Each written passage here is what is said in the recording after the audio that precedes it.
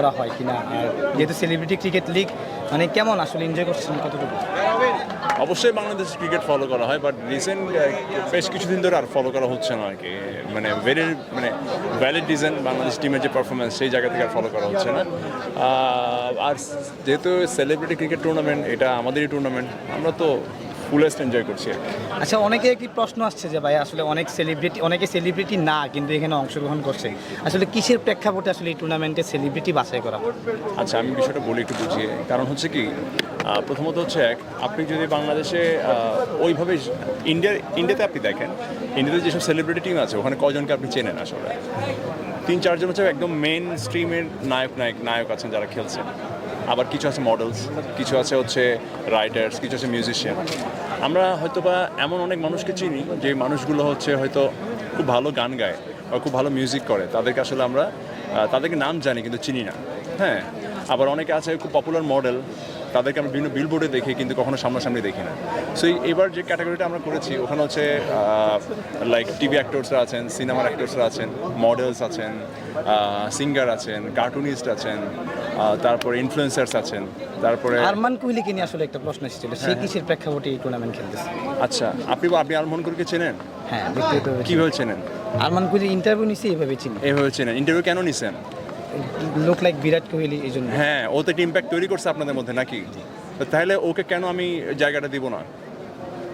একটা মানুষকে যদি দেশের মানে ও তো ইম্প্যাক্টটা তৈরি করছে না পুরো, ইভেন ও ইম্প্যাক্টটা তৈরি করছে বলে তো গত বিপিএলে ওকে চিটং কিংসের মনে হয় ওর ব্র্যান্ড অ্যাম্বাসেডর করানো হয়েছে। না, ওইটা জাস্ট এমনিতে করা হয়েছে, ওনাকে কোনো এমনি বলেন অমনি বলেন করা হয়েছে কি হয় নাই? ও বলছে, বাট এটা কতটুকু না, কাগজে এটা তো আমরা দেখছি নিচ্ছকে। হ্যাঁ, তো এখন জিনিসটা হচ্ছে কি, একটা ছেলে, আমার কথা হচ্ছে দিন শেষে আমি কি কথা বলবো? সবাই কন্টিনিউ। এখন দিন শেষে হচ্ছে কি, কার ইম্প্যাক্টটা কতটুকু, আমার এমন কিছু লোক দরকার।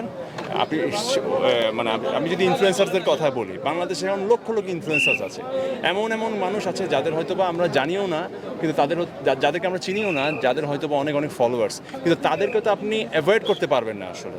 সো এই সবার সাথে আপনার সিঙ্ক হবে না, আবার সবাইকে আপনি অ্যাভয়েডও করতে পারবেন না। তো আপনি যদি সেলিব্রিটিদের কথা বলেন, তাহলে এখন সেলিব্রিটির সঙ্গে আসলে অনেক বেশি ডাইভার্সিফাইড। কারণ হচ্ছে কি, সেই অর্থে খালি নাটক সিনেমা করলে আপনি সেলিব্রিটি বিষয়টা তা না। এখন ধরেন, টু বি অনেস্ট, তাসরিফ খানের কথা বলি। তাসরিফ খান একটা ব্যান্ড আছে, যতটা না ব্যান্ডের জন্য তাসরিফ খান পরিচিত, তার চেয়ে বেশি তার সোশ্যাল ওয়ার্কের জন্য সে বেশি পরিচিত। তো সে নাটকও করো না, সিনেমাও করো না, তার মানে কি সে সেলিব্রিটি না? তার 7.4 মিলিয়ন ফলোয়ার্স। আমি কি বিষয়টা বুঝাতে পারতেছি আপনাকে? হ্যাঁ, আবার অন্যদিকে দেখেন এমন অনেক মানুষ আছে যাদেরকে আমরা হয়তো অনেক মানে বলি সেই অর্থে সেলিব্রিটি, কিন্তু তাদের কোনো ফলোয়ার নাই, কিন্তু তার মানে কি তার সেলিব্রিটিশিপ কমে যাবে? তা তো না। সো আমরা জিনিসটা ব্ল্যান্ড করতে চাইছিলাম। আর আপনি যদি বলেন যে না, যাদেরকে চিনি, একদম এক নামে চিনি, জানি, তারা ছাড়া আমি টিম করবো না, টুর্নামেন্ট করবো না, তাহলে তো টুর্নামেন্টই হয় না। কারণ 4টা টিম গুছালাম, তো 4টা টিমে যদি আমি অ্যাটলিস্ট 20 জন করে প্লেয়ার ধরি, তাহলে তো আমার 80 জন প্লেয়ার লাগেই। সো 80 জন কি আসলে আপনার মনে হয় ওভাবে করা সম্ভব তো না। তো সেই জায়গায় আমরা ক্যাটাগরি করছি যে না, প্রত্যেকটা টিমে নাটক থেকে লোক থাকবে, প্রত্যেকটা টিমে সিনেমা থেকে লোক থাকবে, মিউজিশিয়ান থাকবে, কেউ লাইক ইনফ্লুয়েন্সার থাকতে পারে, কেউ আপনার হচ্ছে যেটা আমরা বলি কন্টেন্ট ক্রিয়েটার থাকতে পারে। সো এইভাবে করে আমরা ক্যাটাগরিটা মেনটেন করার চেষ্টা করছি। ভাই, বাংলাদেশ টিমে আপনার পছন্দের ক্রিকেটার কে আসলে, আর পূর্বে কারা ছিল আর এখন কারা আছে একটু জানেন? পূর্বে হ্যাঁ প্লিজ। আমাদের নতুন ক্যাপ্টেন্সি, আপনি নিশ্চয়ই জানেন, নতুন ক্যাপ্টেন্সি আমাদের ন্যাশনাল টিমে। হ্যাঁ, তোরা কালকেই আসলে ক্যাপ্টেন্সির উদ্দেশ্য আপনার মানে কোনো চিন্তা ভাবনা আছে না যারা বাংলাদেশের জন্য আনবে কিনা, বা আপনার প্রত্যাশাটা কেমন? প্রত্যাশা যেই ক্যাপ্টেন হোক, কারো সবার প্রতি আপনার সেমই আশা যে না, টিমটা নতুন করে দাঁড়িয়ে যাক। কারণ আমরা তো আজকে নতুন ক্রিকেট খেলছি না, বাংলাদেশ ক্রিকেট টিম আমরা খেলছি সেই মানে যদি একদম লাইমলাইট 97 সাল থেকে, যে সময় হচ্ছে আমরা আইসিসি চ্যাম্পিয়ন্স ট্রফি উইন করেছিলাম, তারপরে 99 সালে যখন হচ্ছে আমরা পাকিস্তানের সাথে ওয়ার্ল্ড কাপ ম্যাচ জিতেছিলাম, তো তখন থেকে তো আমাদের আশা যে বাংলাদেশ একদিন ক্রিকেটের অনেক বড় একটা শক্তিশালী টিম হবে। সো আমাদের ব্যাট লাক সামহাও এটা হয়ে ওঠে নাই, কিন্তু 17-18 দিকে মনে হচ্ছিল যে বাংলাদেশ বোধহয় অ্যাটলিস্ট ওয়ান ডে ফর্মেটে লিড করতে যাচ্ছে। পরে যখন দেখা গেল যে আমাদের 5 জন সিনিয়র প্লেয়ার যখন অবসরটা নিয়ে নিল, তো আমরা আসলে ওয়ান ডে তো ওই রাজত্বটা হারাচ্ছি। ইভেন আমরা আফগানিস্তানের সাথে পারি না এখন, আমরা জিম্বাবুয়ের সাথে পারছি না। তো আমার কাছে মনে হয় যে অ্যাকচুয়ালি ক্যাপ্টেন্সির চেয়ে বড় ব্যাপার যে জিনিসটা সেটা হচ্ছে প্লেয়ারদের স্কিলে বোধহয় কোনো না কোনো জায়গায় ঘাটতি রয়ে যাচ্ছে ওরা, কারণ দিন শেষে ক্রিকেট এখন অনেক অ্যাডভান্স হয়ে গেছে, অনেক অ্যাডভান্স। ডেফিনেটলি ক্রিকেট অনেক কঠিন খেলা এবং দিন দিন এটা অ্যাডভান্স হচ্ছে। সো ক্রিকেট যেহেতু অ্যাডভান্স হচ্ছে, সেই জায়গা থেকে আমাদের প্লেয়াররা কতটুকু অ্যাডভান্স হচ্ছে সেটা নিয়ে একটা কনফিউশন আমার ভাইয়া আছে। নাহিদ রানার ক্যাপ্টেন্সি এবং ভাইস ক্যাপ্টেন করানো এই দুজনই তুমি দিকে তাকান, আমি প্রশ্নটা ভাই ওনাদেরকে মূল্যায়ন করার যোগ্যতা আচ্ছা, আমার নাই। আমি সেলিব্রিটি টিম নিয়ে একটা কথা বলতে চাচ্ছি। হ্যাঁ, please. সেটা হচ্ছে আমি গতবারের সেলিব্রিটি যেই আপনাদের খেলা সেটাতে আমিও এসেছিলাম। হ্যাঁ। তো এইবার কিন্তু আমি তুলনামূলক সেলিব্রিটি আমি কম পাচ্ছি, এবং যারা আগে সিনিয়র যেমন আলবি, তারপর জোবান, তাদেরকে একটু কম কে পাচ্ছি। সিনিয়র?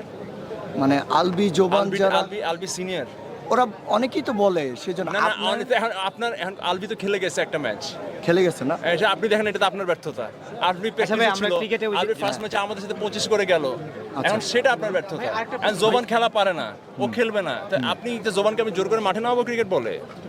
ভাই নিউজটা করলে, কোয়েশ্চেন করলে সেটা রিসার্চ করে কোয়েশ্চেন করবেন। আজ একমাত্র নিশো ভাই ছাড়া আর সবাই খেলতেছে এবার, নিশো ভাই শুটিং আছে। ভাইয়া, এই সেটাই জানতে ক্রিকেটার কে চাচ্ছি, সেটা কারা বলেন কারা ভাই। খেলতে চাচ্ছে, বুঝি যারা না। যারা খেলছে তাদের বিষয়টা একটু জানতে চাচ্ছি। হ্যাঁ সবাই তো খেলছে, কি বিষয় জানাবো আপনাকে বলেন? জি ভাইয়া, ভাইয়া যে সবাই পছন্দের ক্রিকেটার ইনভ্যালিড কোয়েশ্চেন করলেন অযথা, কোনোবার রিসার্চ না করে। এই যে সেলিব্রিটি ক্রিকেট আজকের মাধ্যমে এবারের আসরটা শেষ হবে। হ্যাঁ। তো আমি যতটুকু জানি আপনি এবারের কমিটিতে অথবা এই আয়োজনে আপনার পৃষ্ঠপোষকতা। আমি আয়োজক, হ্যাঁ, হ্যাঁ, হ্যাঁ। তো আমার কাছে আপনার প্রশ্নটা এটা যে আমাদের পার্শ্ববর্তীতেও সেলিব্রিটি ক্রিকেট লিগ হয়, হ্যাঁ। তো আগামীতে আরো কোনো প্ল্যানিং আছে কিনা, এটা আরো কোনো বড় ইন্টারন্যাশনাল যেটা আরো খুব আমাদের স্বপ্নটা হচ্ছে বেসিক্যালি এটা করার রিজনটা হচ্ছে কি, আমরা ক্রিকেটকে ভালোবাসি ভাই। হ্যাঁ, ক্রিকেটটা আমরা খেলতে চাই। তা আমরা ক্রিকেটটা রেগুলার মাঝে মাঝে একটা গ্রুপ আছে আমাদের, আমরা মাঝে মাঝে সময় পেলেই খেলি। হ্যাঁ, টেপ টেনিসে খেলতাম এতদিন, ক্রিকেট বলে কখনো খেলা হয় না ম্যাক্সিমাম প্লেয়ারের। এখানে বোধহয় 3-4 জন হবে সব প্লেয়ার মিলে, যারা হচ্ছে আগে হয়তো অনেক আগে খেলতো বা এখনো মাঝে মাঝে খেলে ক্রিকেট বলে। মানে ম্যাক্সিমাম প্লেয়ার কেউ কখনো ক্রিকেট বলে খেলেই নাই, ইনক্লুডিং মি। সো আমরা আসলে দেখতে চাচ্ছিলাম যে ক্রিকেট বলে আমরা আসলে কতটুকু করতে পারবো। সো এবার দেখে যেটা মনে হলো যে অনেকের ভেতরে হয়তো ওই জায়গাটা আছে, ওই ট্যালেন্টটা আছে, তারা ক্রিকেট বলে মোটামুটি খেলতে পারবে। আমাদের টার্গেট একটাই, আমরা আসলে একটা প্রপার সেলিব্রিটি ক্রিকেট টিম করতে চাই বাংলাদেশ থেকে, যেটা নিয়ে আমরা হয়তোবা ইন্ডিয়ার যে সেলিব্রিটি ক্রিকেট টিম আছে বা পাকিস্তান আছে বা শ্রীলঙ্কায় আছে, তাদের সাথে আমরা কম্পিটিটিভ ম্যাচ খেলতে চাই। অলরেডি কথাবার্তা চলছে, যদি সব ঠিক থাকে হয়তোবা ডিসেম্বরে কলকাতা সেলিব্রিটি ক্রিকেট টিমের সাথে আমরা একটা সিরিজ খেলতে পারি। এটা জাস্ট ফর ফান। আমরা ক্রিকেট নিয়ে আসছিলাম, দু একদিন পর ক্রিকেট এখন সময় নেই, আমরা তো সব অবশ্যই মাঠটা খুবই ভালো এবং আমার কাছে মনে হয় এবং সেই জন্যই আসলে এই গ্রাউন্ডে খেলা। আমার কাছে মনে হয় যে বাংলাদেশে এখন পর্যন্ত এত সুন্দর ক্রিকেট গ্রাউন্ড মানে পার্সোনালি পার্সোনাল ফ্যাসিলিটিসের কারণে ভাই একটা ক্রিকেট নিয়ে আমরা আসছিলাম। আমি একটু বলি, আসলে সাকিব আল হাসানের বিষয়টা নিয়ে একটু ক্লিয়ার। বাংলাদেশের সবচেয়ে বড় অ্যাম্বাসিডর সাকিব আল হাসান, আসলে তার জিনিসটা আসলে রাজনীতির কারণে তিনি দেশে আসতে পারেন না। তার শেষ ইচ্ছা ছিল মিরপুরে একটি ম্যাচ খেলা, তিনি খেলতে পারেন না। আসলে এই জিনিসটা আসলে কিভাবে দেখছেন? এখন প্রথমত হচ্ছে আমি যেটা মনে করি আর কি ভাই, আমি যেটা মনে করি, এবার আমার কথাই বলি, আমাকে যদি মানুষ ভালোবাসে, আমাকে আসলে দল বল নির্বিশেষে সবাই ভালোবাসে। এখন আমি যদি পার্টিকুলারলি কোনো একটা দলের হয়ে কথা বলি, তাহলে কিন্তু আমার অডিয়েন্সগুলো ভাগ হয়ে যাবে। হ্যাঁ, সো ডেফিনেটলি যে কোনো দল করার বা যে কোনো দলকে আপনার সাপোর্ট করার অধিকার যে কোনো সেলিব্রিটির আছে বা যে কোনো মানুষের আছে। বাট যেটা হয় কি না, মানুষ আসলে ইমোশনাল, সেন্টিমেন্টাল। হ্যাঁ, সে আমি যদি এই দলের পক্ষে কথা বলি, ওই আবার অন্য দলের দর্শকরা আমাকে পছন্দ করবে না। তো সাকিব ভাইয়ের ক্ষেত্রে আসলে সেম গল্পটাই হলো।